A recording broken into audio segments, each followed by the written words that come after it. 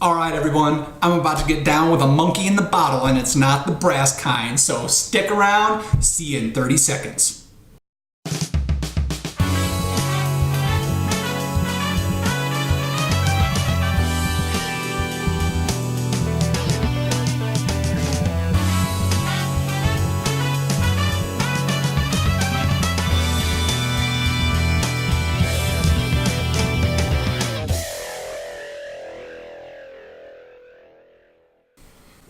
Hello everyone, Jeff Eccles here with The Lonely Vine, here to get my wine on. And you know, spending time in a wine shop, working in a wine shop, obviously one in Colorado, I get a lot of people coming in, either they can be from Colorado or tourists, and they're looking for a Colorado wine.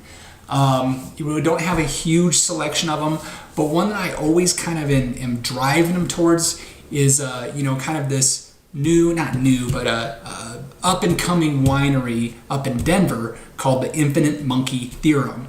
I actually had a bet with another wine blogger, Jeff Solomon, over at the StayRadWineblogTV.com, and it was over football, and I lost when the Broncos lost early, and I didn't technically lose the bet, but I was wanting to get him a bottle of wine, so I sent him a bottle of the IMT, the Infinite Monkey Theorem Cabernet Franc. It's one of them that I like to sell because I know how good it is. You know, and I also get some good sales in the Syrah and the Malbec. But they have a lot of varieties for sale. They have some blends. And so I wanted to try one that I hadn't tried before and see how that came out. So that's what I'm doing tonight.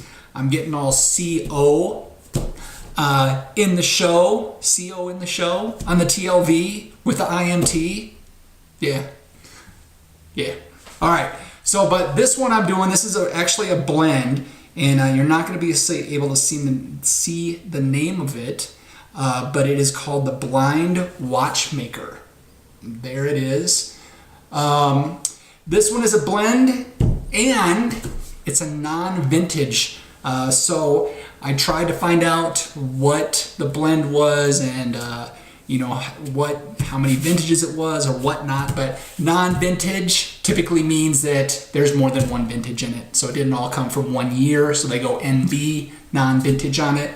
It says that it's Petit Verdot, so my assumption is that this one is multiple year Petit Verdot blend, all from the western slope of Colorado.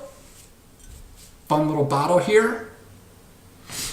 Let's get into it though and see what it has going on. And an interesting one, I mean really, Petit Verdot, whole bottle from what I'm reading. I might be wrong, but what the hell? Because Petit Verdot, the Petit Verdot grape variety is, it's typically a blending grape to add color and depth to the Bordeaux blends. That's where you see most of it. It's pretty rare to see it by itself in bottle, and even odder to see it coming out of a state like Colorado. So I'm interested to see what this has going on. The Infinite Monkey Theorem, it's kind of growing. It's getting some good press. In the last year or so, they've been in Men's Journal. They've been in Wine Spectator. Actually, their 100th Monkey wine got a 89, which supposedly is the highest rated Colorado wine that's been released.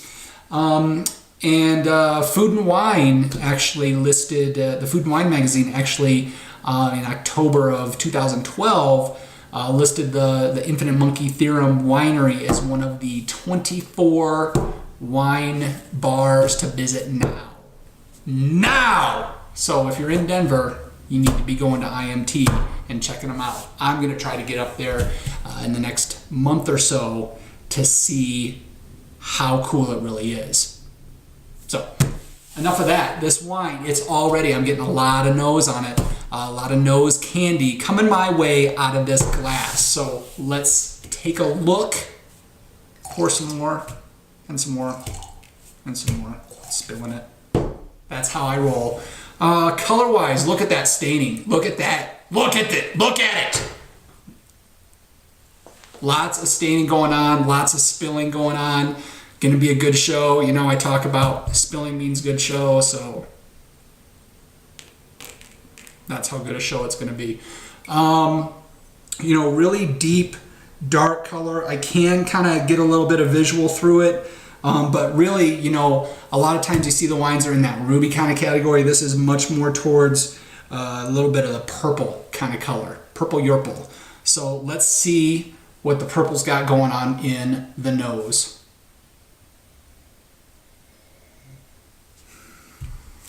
So kind of what I would expect with a Petit Verdot. A lot of earth. There's some black tea in there. There's, you know, I get a little bit of those tart fruits as well. Interested to see if this had any oak, because I do get a little bit of wood characteristic, a woodsiness. Yeah, there's some pencil shavings, getting that earth, getting just some dirt.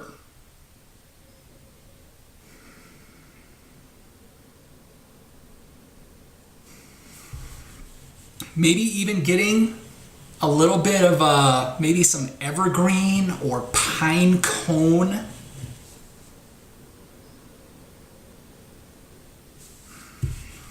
But definitely earth driven, definitely not a big fruit forward wine. So if you like the really big fruity ones, this one is not speaking to you. But if you like that driving earth undertones, you're gonna be grooving on this one.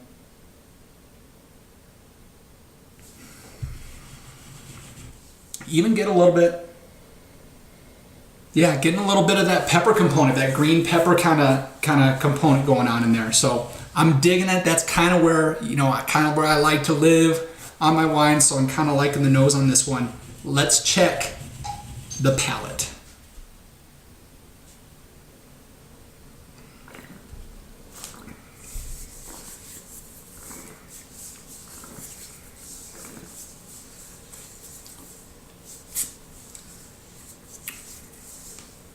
Interesting, you know, so all that fruit I wasn't talking about on the nose, it's in the palate. I get a lot more of that fruit right up front, saying, yay, yeah, you didn't think there was any fruit.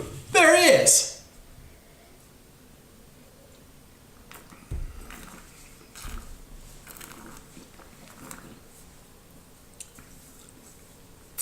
Definitely getting some of that tartness.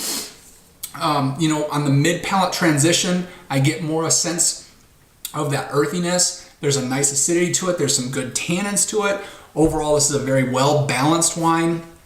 You know, I'm getting those cranberries. I'm getting those raspberries. I'm even getting a little bit of the darker fruits coming through right away in the front of the palate. And then as it transitions into the middle, I kind of get a little bit of that black tea. I get those tannins. I get even a little bit of that woodsy kind of thing coming through. Not overpowering, but balanced. So good job so far.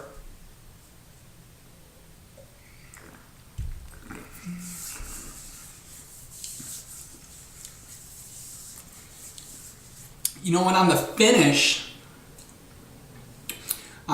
I even get a little bit of there's some chalk, even a little cocoa kind of coming through. So this has a nice, real nice transition from front to back on it that I'm kind of digging in a big way.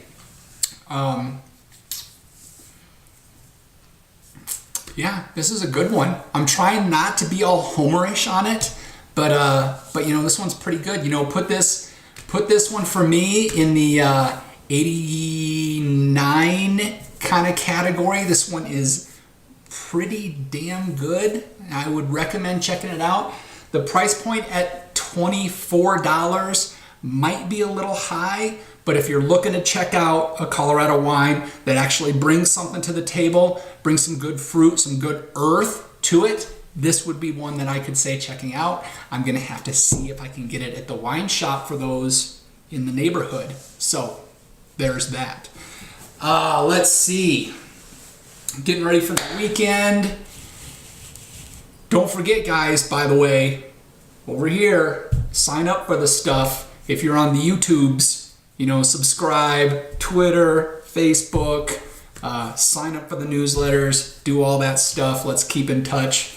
Also, Fridays, kind of been getting on a roll here of having the trivia, the wine trivia on Fridays. And generally, there's an answer on there that you're not going to know unless you're watching this show. So watch it, absorb it, and get ready to regurgitate it on Friday morning for the wine trivia quiz. I think that's going to do it for me. There's some hockey on. I want to go keep watching along with my infinite monkey think theorem, working on the blind watchmaker. So, question for the show. No. Yeah? No. Should I go wine or not? Yeah, have you had a 100% Petit Verdot wine before? If so, tell me about it. Tell us about it. Tell the community about it. Stop watching and then leaving. Leave some comments. Let's start talking. And I think that'll do it. Until next time, everybody. Cheers.